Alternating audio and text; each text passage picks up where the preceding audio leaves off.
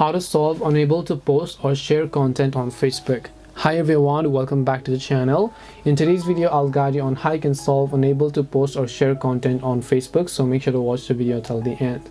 If you're not being able to post or share content on Facebook, there could be many reasons. The first reason is you have posted a lot in a short amount of time.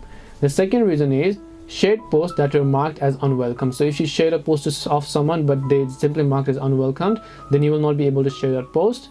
Or maybe you shared something that goes against the community standards of Facebook. So these three are one of the most typical reasons why you are not being able to post, or if you're being blocked from sharing. So as I repeated earlier, you posted either a lot in a short amount of time, the shared post violated the community guidelines, or they were marked as unwelcomed.